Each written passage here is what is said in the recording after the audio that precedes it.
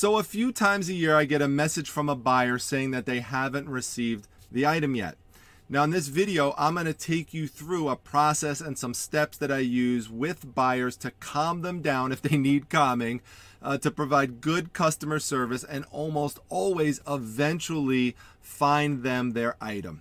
Now, this is a topic that actually came up today in my Facebook group, the Facebook Reselling Resource Center, and I was surprised when I read through all of the comments that no one had mentioned this process that I'm going to go over with you today. So I wrote up a little note about it, put it in the group, but then I thought to myself, this would be a good topic for a video because I actually just had this happen to me today, coincidentally, in which a buyer messaged me and said they haven't received the item. So let me take you into that message and I'll show it to you. Fortunately, it was a nice message. Sometimes they're not so nice in the beginning, but you still want to generally handle it the same way. This one says, "Hi, I hope you're doing well.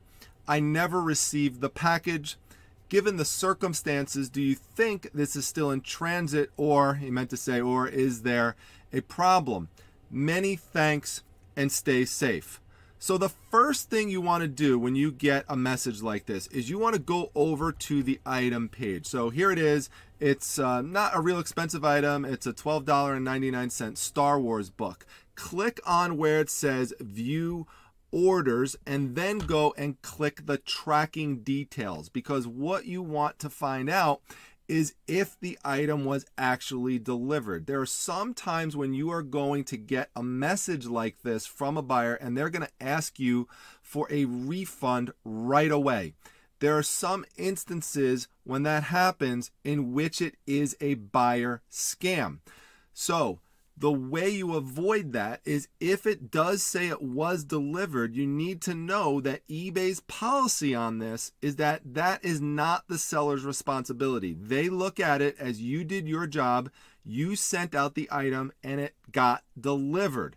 So in that situation, should you just say to the buyer, "Hey, sorry," and just wipe your hands and walk away? No, you still want to provide good customer service. You want the buyer to know you did what you can. You could explain the policy if you would like, explain it in a nice and respectful way, but tell the person some other avenues, some other options that they could do on their end. Because remember, there are examples and instances in which this is not a buyer scam. So I could tell you, based on personal experience, having mail misdelivered to my home, that sometimes mail does get misdelivered and it's marked on their end as if it was delivered properly, but it actually went somewhere else. It could be at the next door neighbors, or it could be at a neighbor all the way down the street, or even in the next neighborhood.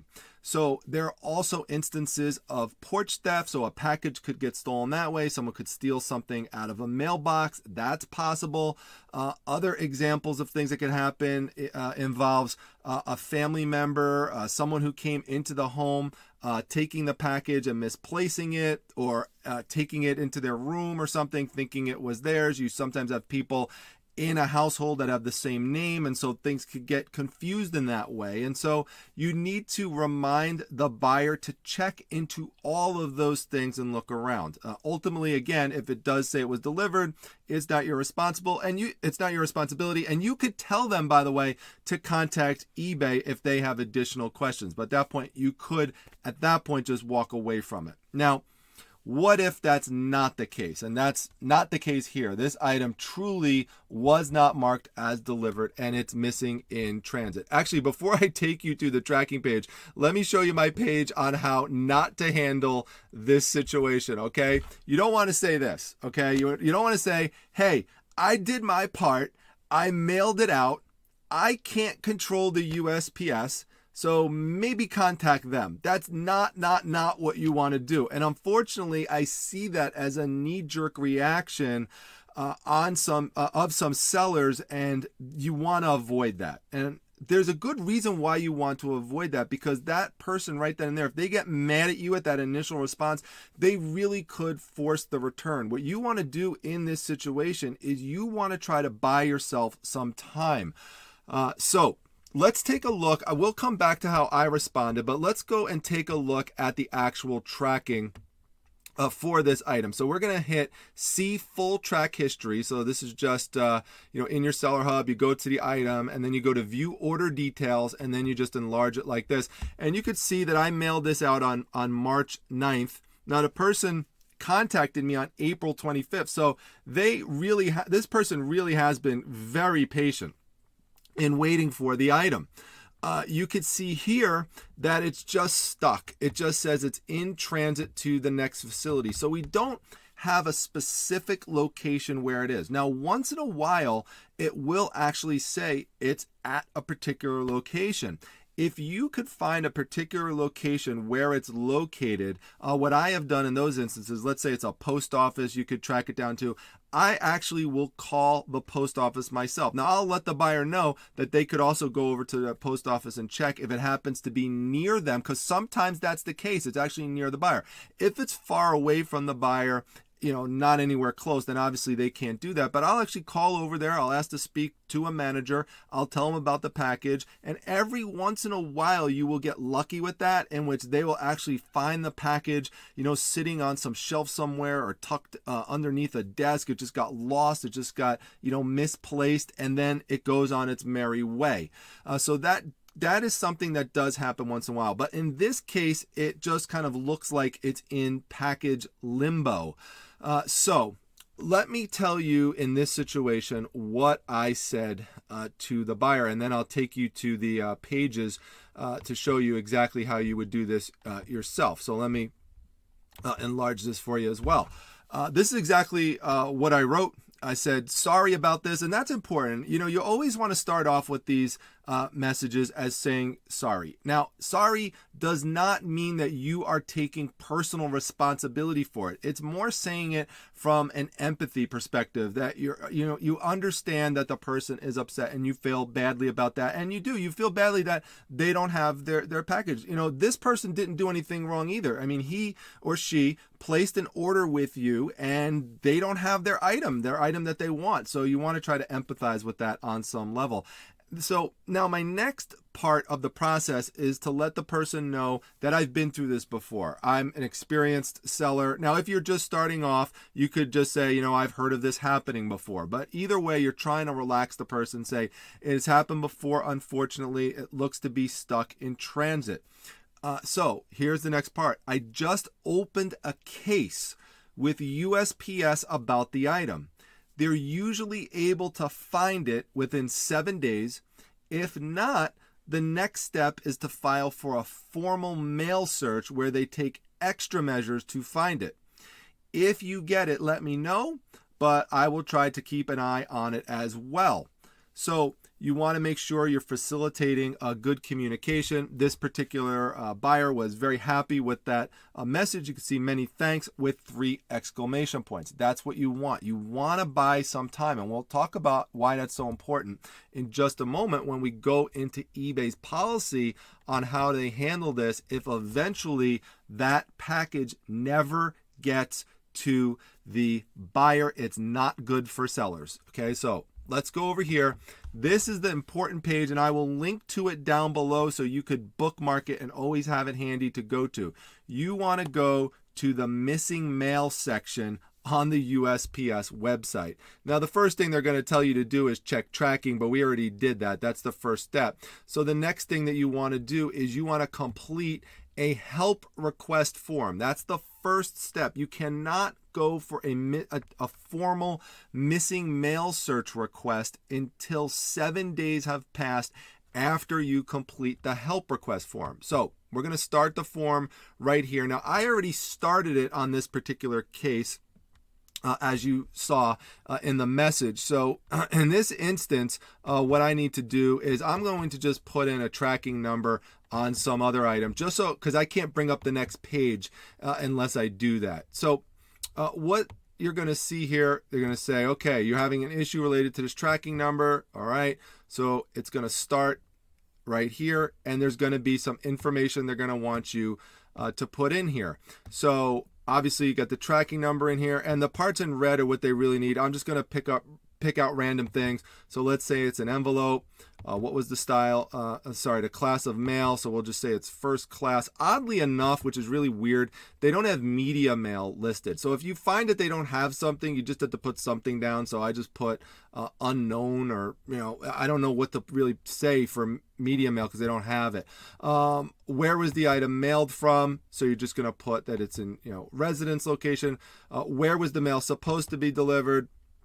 You could say a residence for that. So we'll go down a little bit more. Then they ask if there's any special services. So if there were any special services that were, put on the item, like insurance or anything like that, you make sure you note that. Then what were the contents of it? So let's just make something up here. They don't, now keep this in mind that they don't have it's very limited in terms of their selection. So, sometimes you have to put unknown because they don't have it. They don't even have book, which is really weird if you think about how many books go through USPS. The closest thing to it would be a document, and you have to bring it over, or it won't. You don't just click on it, you have to bring it over. What's the dollar amount of it? So I'm just going to put in $12.99 for that. And then go down a little bit more. Do you suspect mail theft? Now, that's important because the one instance in which a package never ever made it over to the buyer was a case where I had a priority mail, which comes with automatic, at least in my instance, came with automatic $50 insurance, and the package was worth about $50. There was a suspicion in that instance that one of the postal workers was actually stealing mail, and there was an investigation going on about it. So if that's something you suspect, and I knew that from communicating with the buyer, you could put that down there. So that's something they'll look into. They take that stuff very seriously. So if there's anything like that, you would mark that. And so that's pretty much it. That's going to take you over to the next section.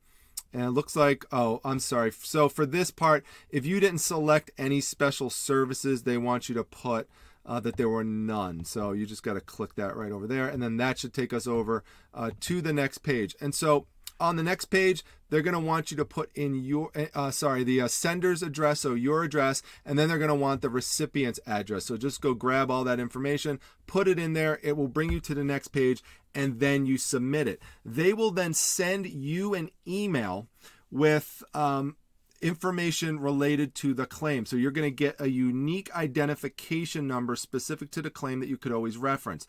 Now, after this page, by the way, before you actually, there is a submit button on the bottom, but there's a couple other things, and I'm not going to type in the addresses here, but there's a couple other things they want to know about contacting you. So they want to know if you want to be contacted. Say yes to that. You want open contact, because if you hear anything, you want to immediately communicate that to your buyer. It helps to buy you time, and it also is just good customer service. Letting them know what's going on. They'll contact you in one of two ways. One way is they will email you. One way is they will call you. I could tell you in every instance, and I have done these in cases all over the country, I actually select phone call, but it's up to you what you want to pick. They call me every single time I have one of these cases open. I have found that they have treated these cases seriously.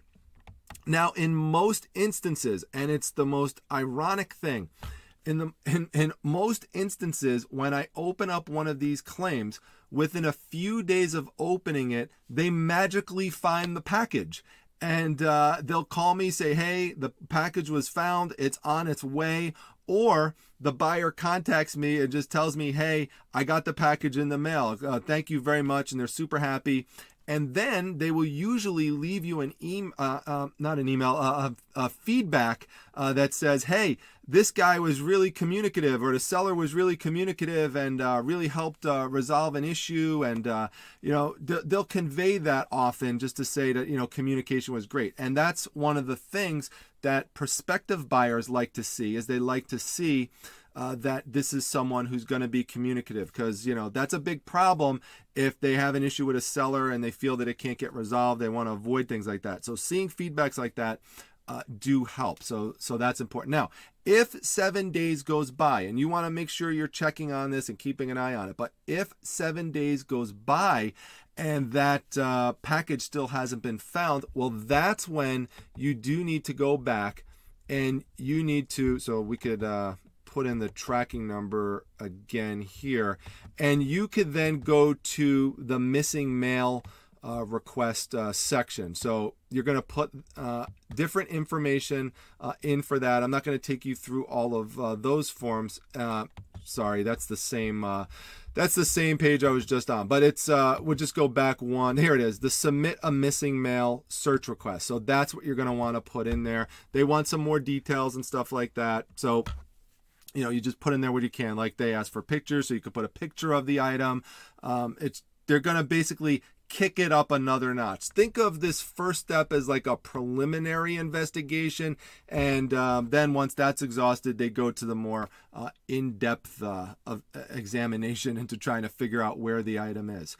Now, particularly if your item was insured, they really try to find the item because they don't want to pay out on the insurance claim on it. So and they will pay out, by the way, if it was not delivered. I mean, there's ways, of course, that USPS and other insurance companies try to wiggle out of insurance claims, but the one thing they cannot avoid paying out on is if the item was insured, or if you sent it out through priority mail, in which you get a certain amount of automatic insurance.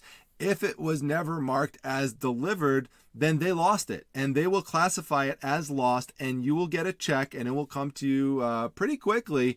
And sometimes they actually send you a little bit more than what you actually claimed. Like on the Snoopy, it was a Snoopy item that was there was suspected mail theft.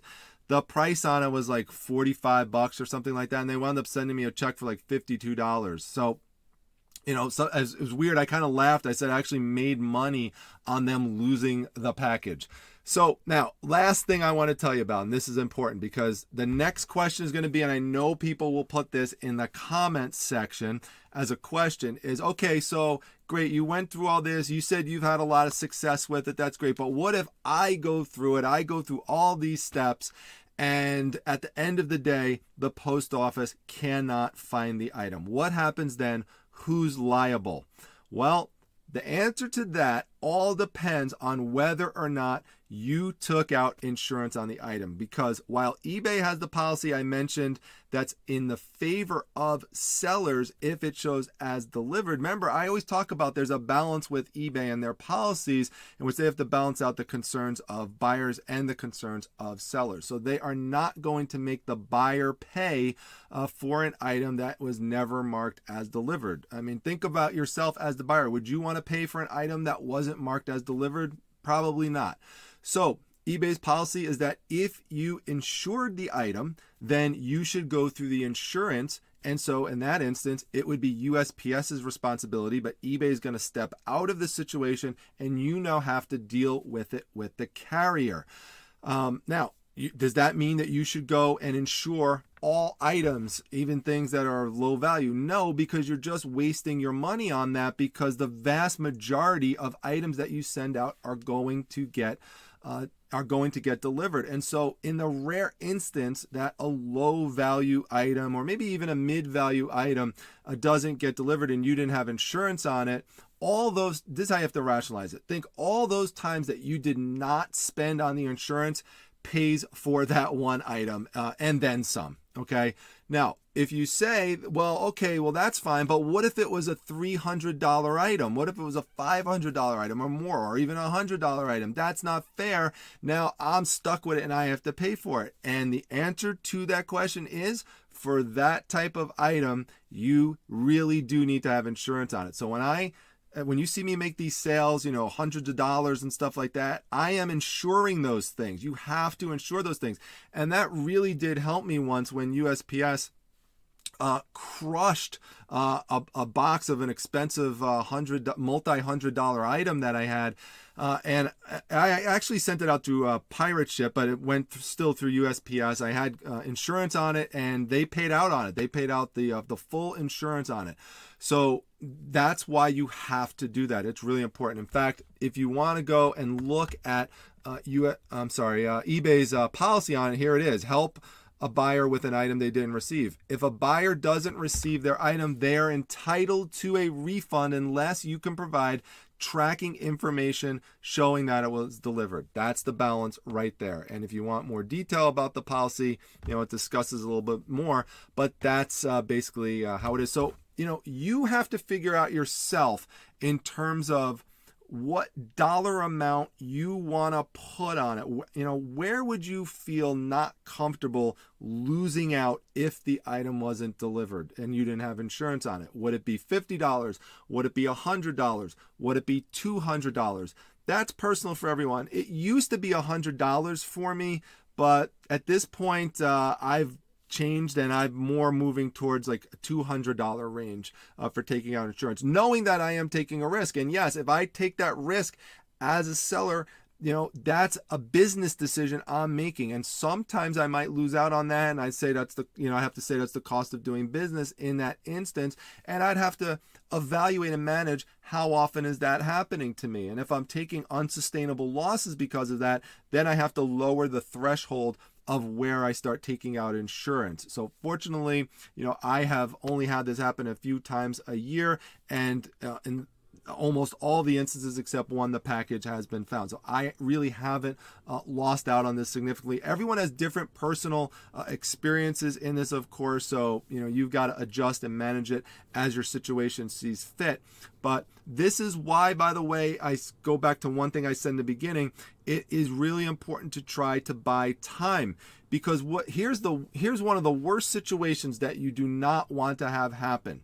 You do not want to, especially earlier on. Like this was a bigger time frame in which we went from March 8th to April 25th. But what if the person messages you, let's say 2 weeks later? Okay, it was supposed to get there a week prior to that or something. So they wait a few days extra, a week after, and then they call you, or they send you a message or something like that, and they say, hey, there's an issue here. And yes, when I said call, eBay has been known to give out phone numbers to people, so that can actually happen sometimes as well. You might wind up getting a surprise phone call one day. But what could happen in that situation is that if you're too quick to get a refund or to give a refund, or if you get the person upset in your response and they just demand a refund right then and there, eBay is going to say they're entitled to it. So let's say you give them that refund and then 2 days later the package magically shows up. Well, guess what? Now that person has the package and you already gave the refund. So you don't want to be in that situation. Yeah, you could call eBay and try to fight it there, but you're probably not going to have much luck. So you want to try and buy time, and you buy time by providing very good customer service to your buyer. So I hope that was helpful to you. I hope you keep that in mind in the future. Remember, the link to this page is going to be down below in the description section right up top. So you can go over there and make sure you bookmark it and keep it handy for the future. If you have other suggestions or ideas or experiences in this situation and want to share how you manage it, make sure you put all that down below in the comment section. I love to see all of your comments, and you know that I respond to almost every single one of them. I read every one of them, and I love the interactivity. So thanks so much for sticking by the channel and helping it grow. I really appreciate it. Make sure that you like the video if you enjoyed it. Make sure you subscribe to the channel. I'm going to emphasize that like crazy this year. We got to get the subscription numbers up to keep the channel relevant and fresh in the YouTube algorithm. So very important. Make sure you hit this bell icon up top right here. That will notify you when I go live. And we have a live show every Wednesday night, almost always at 9 o'clock. And sometimes there's some other surprise live shows here and there that come up. I mentioned my Facebook group, the Facebook Reselling Resource Center, just hit 17,000 members. You definitely want to come by over there. Lots of great seller support activities. And make sure you come over, check me out on Instagram. That's @prime_time_treasure. All the links are down below. I'll see you at the next video, everyone. Take care.